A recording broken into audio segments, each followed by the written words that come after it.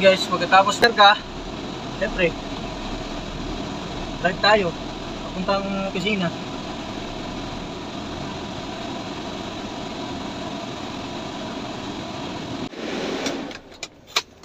Pagdating sa opisina, tayo rin naman yung magdidiskarga doon.